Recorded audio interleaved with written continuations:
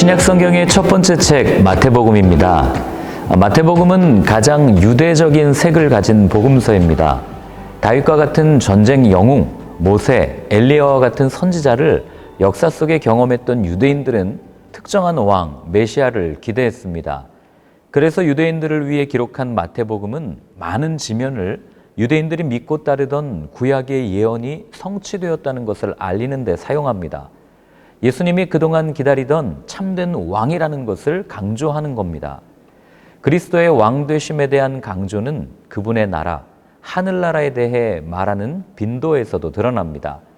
이 나라는 지상의 특정 장소가 아닌 성도의 마음에 이루어져 어디에나 있을 수 있는, 마태의 표현을 빌리자면 두세 사람이 모여 기도하는 곳에 임하는 새로운 이스라엘입니다. 유대인 작가라면 당연한 일인지 모르지만 마태복음은 긴 족보로부터 시작합니다. 누가복음의 족보와 동일하게 다윗에게로 초점이 모아지지만 마태복음은 요셉의 가계를 따라 아브라함으로부터 예수님에게까지 이어집니다. 반면 누가복음은 마리아의 가계를 따릅니다. 마태복음은 예수님의 법적 부양권을 따르는 반면 누가복음은 혈통을 중시하는 거죠. 마태복음의 족보가 사람들의 관심을 끄는 두 가지 이유가 있습니다. 먼저는 14라는 숫자 때문입니다. 히브리어 알파벳은 각 단어마다 상징하는 숫자가 있습니다. 다윗이라는 글자를 숫자로 표시하면 14가 되는데 완전함을 나타내는 수 7을 두 번 더한 것이 14죠. 더구나 14대씩 3번이라고 언급하는데 3도 완전수죠. 완전한 말씀의 성취가 예수 그리스도임을 나타냅니다.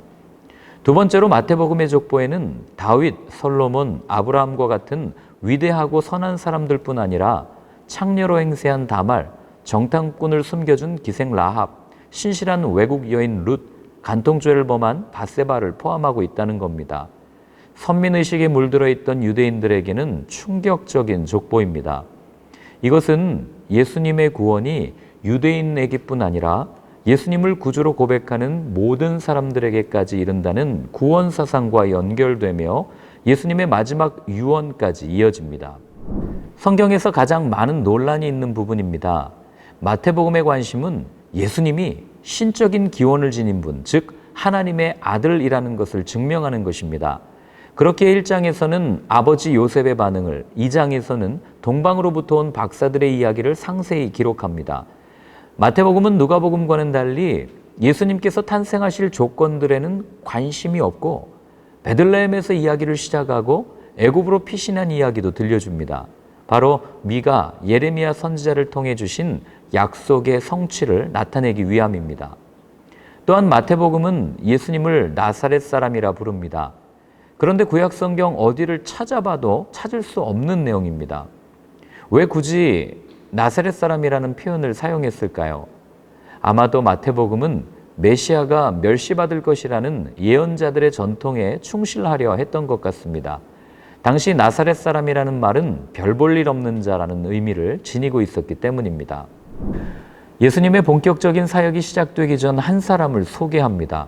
회개하라, 천국이 가까이 왔다라고 외치는 세례 요한입니다. 그를 향해 나오는 당시 종교 지도자였던 바리새인들과 사두개인들에게 독사의 자식이라는 심한 욕을 하며 마치 이것이 마지막 기회라는 것처럼 강력하게 회개를 요구합니다. 예수님의 사역이 시작됩니다. 그분은 요한에게로 가십니다. 다른 사람처럼 회개를 위해서가 아닙니다. 요한은 자신이 예수님께 세례를 베풀기에 합당하지 못함을 인정합니다. 그러나 예수님께서는 사람들에게 무엇을 해야 하는지 보여주시고 메시아의 오심을 선언하셨습니다. 예수님의 세례 현장에 삼위일체가 나타나십니다. 세례는 무엇일까요? 세례는 물에 잠기거나 물을 뿌리는 형식이 아닙니다. 세례란 이전의 옛 습관을 버리고 하나님 안에서 새로운 삶을 살겠다는 다짐입니다. 그래서 세례는 세상에 대하여 죽는 장례식이자 그리스도로 더불어 살겠다는 결혼식입니다. 침례냐 세례냐 어느 것이 옳으냐? 세례는 교단 또는 교회마다 형식에 있어서는 차이가 있습니다. 어느 방법이 더 옳다고 말하는 것은 결혼식을 하는데 동양식이 옳습니까? 서양식이 옳습니까? 라고 묻는 것과 같습니다. 중요한 것은 결혼을 하는 것이겠죠. 또 이렇게 물어요. 이렇게 그럼 중요한 세례를 받아야 구원을 받는 거 아닙니까? 세례를 받으면 거기에서 오는 유익이 분명히 있습니다. 그러나 세례는 구원에 있어서의 필요 충분 조건이 아닙니다.